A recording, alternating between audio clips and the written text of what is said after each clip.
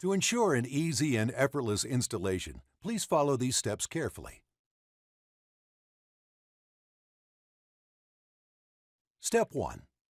To function properly, the 8450 FM drawer slides must be installed parallel, level, and within the prescribed side clearance to prevent the slides from compressing, binding, twisting, or pulling apart.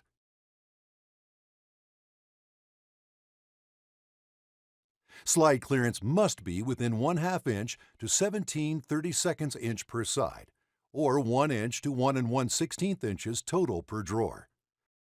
The slides perform best at exactly 1/2 inch clearance.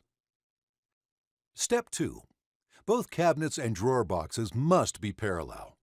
To ensure that the cabinets are parallel, measure carefully from the rear right corner to the front left corner of the cabinet, and then measure from the rear left corner to the front right corner. These two measurements should be identical. Any variance may affect the slide performance.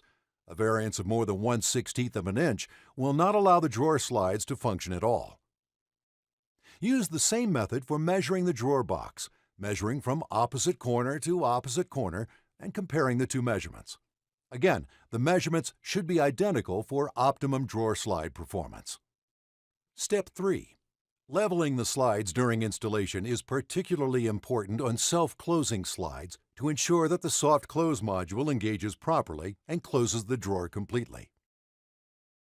For face frame cabinets, to begin, cut a cleatboard 1 7/8 tall by the drawer opening width plus 1/8 of an inch. Fasten the rear mounting brackets flush to the outer edges of the cleatboard using the horizontally slotted adjustment holes. Do not tighten the brackets to the cleatboard yet. Measure from the top of the drawer rail to the top of the cabinet. Subtract 1 7/8 inches. Use this measurement to position the top of the cleatboard in the inside back of the cabinet. Center the cleatboard in the back of the cabinet. Level the cleatboard. Screw the cleatboard to the inside back of the cabinet.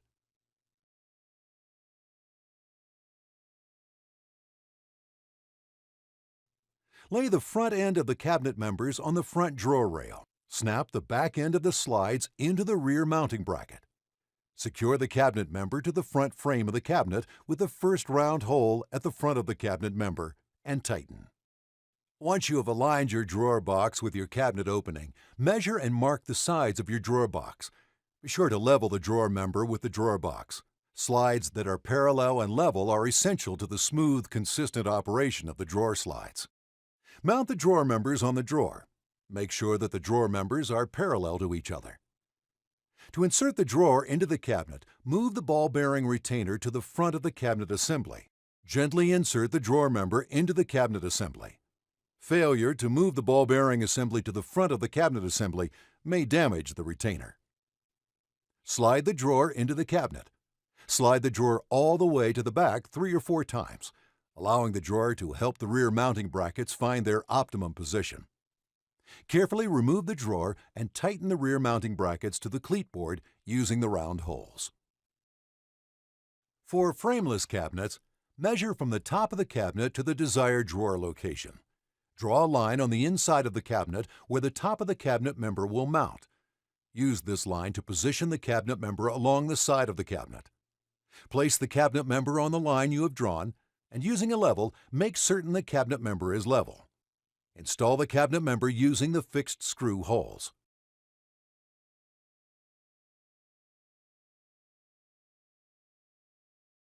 Repeat this process on the opposite side. Be very careful to not let the cabinet member move or slip during installation.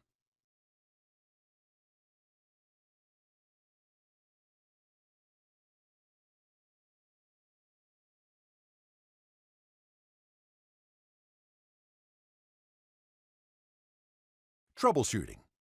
If the slides do not perform smoothly and/or close completely after you have leveled the slides and installed them correctly, then you will need to use the information that follows to diagnose the problem. Problem A.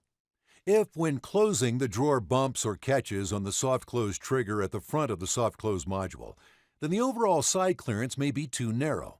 The cabinet may be narrower at the back. The slides may be mounted so that they are towed in at the rear. The drawer box may not be perfectly squared, or the drawer box sides may be bowed where the drawer members are mounted.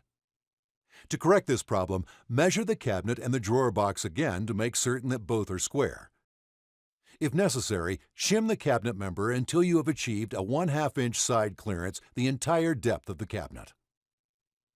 On face frame cabinets, you may loosen the rear mounting brackets, open and close the drawer completely several times, and tighten the rear mounting brackets again. This should seat the brackets in the correct position for that specific drawer. Problem B. If the closing mechanism does not engage or does not hold onto the soft close trigger on the opening, the overall side clearance may be too wide, the sides may be toed out at the rear of the cabinet, or the cabinet or drawer box may not be perfectly squared. If necessary, shim the member until you've achieved a 1/2 inch side clearance the entire depth of the cabinet. On face frame cabinets, you may loosen the rear mounting brackets, open and close the drawer completely several times, and tighten the rear mounting brackets again. This should seat the brackets in the correct position for that specific drawer. Side clearance tips. If side clearances are too wide, there's an adjustment option for each type of cabinet.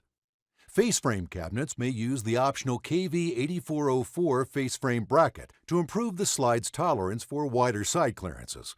If the KV8404 bracket is used, the rear mounting brackets must be adjusted to accommodate the use of the KV8404 bracket. Frameless cabinet installations may use the adjustable hole on the open end of the flexible tabs on the cabinet member mounting holes to allow for more flex, creating more tolerance for slightly wider side clearances.